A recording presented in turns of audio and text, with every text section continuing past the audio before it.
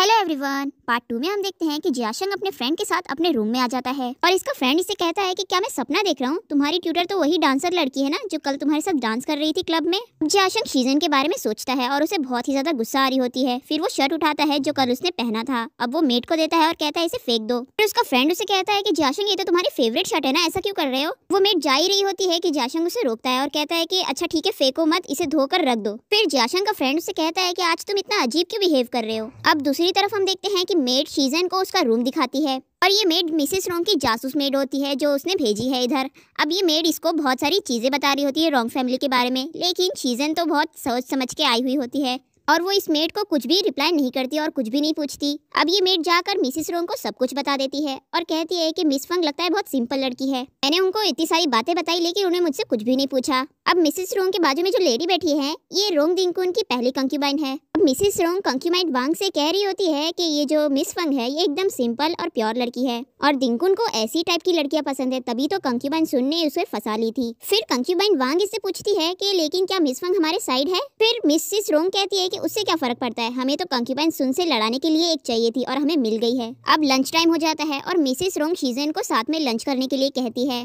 शीजन आकर बैठती है और मिसेस रोंग इसे बताती है कि ये कंक्यूबाइन वांग है और घर को यही हैंडल करती है, तो तुम्हें कोई भी काम होगा तो तुम इनसे आके कह सकती हो। अब कंक्यूबाइन वांग शीजन से कहती है कि मैंने सुना है कि आप बहुत अच्छी ट्यूटर हैं, इसलिए मैं चाहती हूँ कि आप मेरी बेटी फंगहुआ को बहुत अच्छे से पढ़ाइएगा। अब मिसेस रोंग शीजन से बताती है कि जो कंक्यूबाइन सुन है वो प्रेग्नेंट है, इसलिए वो अभी अपने पेरेंट्स के घर पे गई है कुछ दिनों के लिए और कंक्यूबाइन सुन भी तुम्हारी तरह यंग और प्रिटी है, तो मुझे लगता है तुम लोग अच्छे फ्रेंड बनोगे। जो मिसेस रोंग की बेटी होती है फंगलिन, वो कहती है कि जियाशंग भाई अभी तक क्यों नहीं आए खाना खाने के लिए हमारे साथ। तभी वहाँ पर जियाशंग और उसका फ्रेंड दोनों आ जाते हैं और जियाशंग शीजन के बाजू में आकर बैठ जाता है। फिर मिसेस रोंग जियाशंग से कहती है कि तुमने मिस फंग को हाय नहीं बोला। अब जियाशंग और शीजन एक दूसरे को देखकर स्माइल करते हैं। फिर जियाशंग उससे कहता है कि मिस फंग मुझे ऐसा लग रहा है मैंने आपको कहीं तो देखा हूँ, आप मुझे बहुत जानी पहचानी सी लग रही है। फिर कंक्यूबाइन वांग कहती है कि जियाशंग तुम तो बहुत कम ही घर से बाहर जाते हो, तो तुम दोनों कैसे मिले? फिर शीजन कहती है कि मुझे नहीं लगता हम लोग कहीं पर मिले हैं और मैं अब तक गर्ल्स स्कूल में पढ़ाते आई हूँ, इसलिए मेरे आसपास हमेशा लड़कियां ही होती है, लड़के बहुत कम होते हैं। फिर शीजन जियाशंग से कहती है कि ऐसा तो नहीं कहीं आप अपने फ्रेंड से मिलने गए हो वहाँ पर और आपने मुझे वहाँ पर देख लिया हो। फिर मिसेस रोंग जियाशंग से कहती है कि जियाशंग तुम गर्ल्स स्कूल क्या करने गए थे? तुम अपने डैड की बात भूल गए? उन्होंने तुमसे कहा है ना तुम अभी गर्लफ्रेंड नहीं बना सकते हो,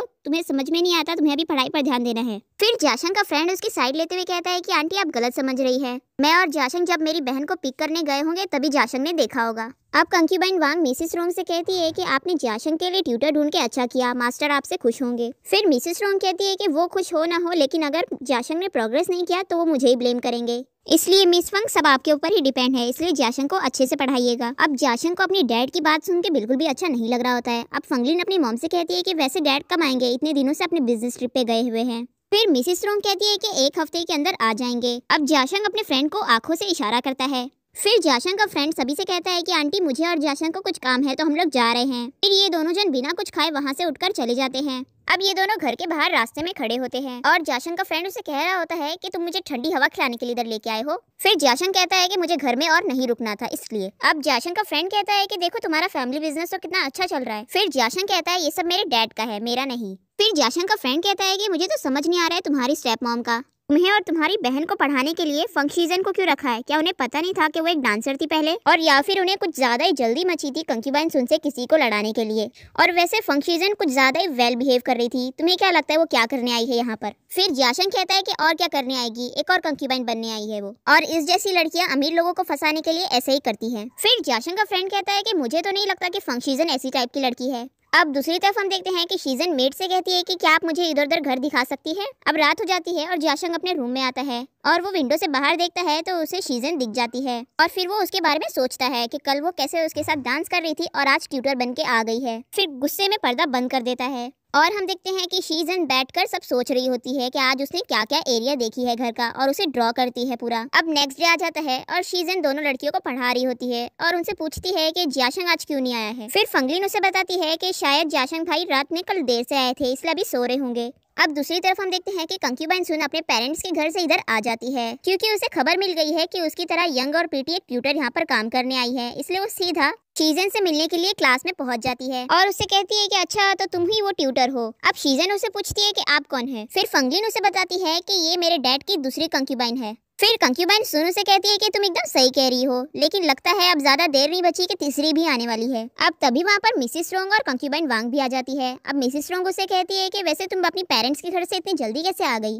फिर कंक्यूबाइन सुनु से कहती है कि जब मुझे पता चला कि आपने इतनी प्रीटी ट्यूटर को हायर किया है तो मैं देखने तो कैसे नहीं आती। फिर कंक्यूबाइन वांग उसे बताती है कि मास्टर ने खास करके बोला था कि जाशंग के लिए ट्यूटर ढूंढ लो, इसलिए मिसिस रोंग ने ढूंढ ली इतनी अच्छी ट्यूटर। फिर कंक्यूबाइन सुन कहती है कि अच्छा जाशंग के लिए ढूंढा था तो जाशंग कहाँ पर है। अब मिसिस रोंग शीजन से पूछती है कि जाशंग कहाँ पर है। फिर शीजन उसे बताती है कि जाशंग अभी बिजी है, इसलिए मैं आफ्टरनून में उसकी क्लास ले लूंगी। फिर कंक्यूबाइन सुन वहाँ से चली जाती है। अब मिसिस रोंग शीजन से कहती है कि जाशंग का क्लास अटेंड करना ज्यादा जरूरी है, इसलिए अगली बार से ऐसा ना हो। फिर शीजन कहती है ठीक है मैं समझ गई। अब आफ्टरनून में शीजन जाशंग के पास आती है गार्डन में, और वो अपने फेस पर न्यूज़पेपर रखकर बैठा होता है। फिर शीजन उसके फेस पे से न्यूज़पेपर हटा देती है और कहती है कि आज आपने क्लास अटेंड नहीं करी है। फिर जाशंग कहता है कि कहीं मिस फंग आप मुझे स्पेशल इधर पढ़ाने तो नहीं आई हैं? क्या फर्क पड़ता है मैं क्लास अटेंड करूँ या ना करूँ। शीजन कहती है कि मैडम ने मुझे आपकी ट्यूटर की जॉब दी है, तो ये मेरी ड्यूटी है आपको पढ़ाना। अगर आपको कोई भी प्रॉब्लम हो तो जाके मैडम से बात करो ताकि आपको दूसरी ट्यूटर मिल जाए, लेकिन जब तक मैं आपकी ट्यूटर हूँ तब तक मैं ही आपको पढ़ाऊंगी, तो इसलिए टेस्ट पेपर कंप्लीट करो। फिर जाशंग को ना चाहते हुए भी वो टेस्ट पेपर लिखना पड़ता है और फिर वो कंप्लीट करके उसे दे देता है।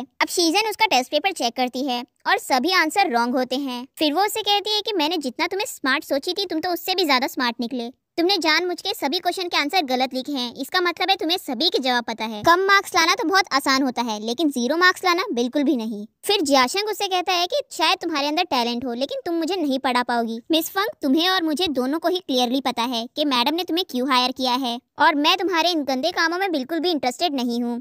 ये बोलकर जाशंग वहाँ से जाने लगता है। शीजन अपने मन में सोचती है कि अगर ये अभी चला गया तो मैं इसे वापस नहीं ला पाऊंगी। फिर शीजन उसे रोकती है और कहती है कि मुझे लगता है आपको मेरे बारे में कुछ ज्यादा ही गलतफहमी हो गई है। मैं यहाँ पर कोई गंदा काम करने नहीं आई हूँ, मुझे इस जॉब की जरूरत है, इसलिए मैंने इंटरव्यू दी और मुश्किल से जॉब हासिल की है। और मिसिस रोंग को तो ये पता भी नहीं है कि मैं एक डांसर थी। मुझे यकीन है अगर उन्हें पता होता तो वो मुझे ये जॉब देती ही नहीं। फिर जाशंग कहता है तो फिर तुम मुझे क्यों पढ़ाना चाहती हो। फिर शीजन कहती है कि ये मैडम का ऑर्डर है कि अगर मैं आपको अच्छे से नहीं पढ़ा पाई तो मुझे निकलना पड़ेगा। फिर जाशंग कहता है कि अगर तुम सच की भी ट्यूटर हो तो भी तुम मुझे नहीं पढ़ा पाओगी। फिर शीजन कहती है कि अगर मैं प्रूफ कर दूं कि मैं तुम्हें पढ़ा पाऊंगी, मेरे अंदर कैपेबिलिटी है, तो क्या तुम मुझे एक और चांस दोगे।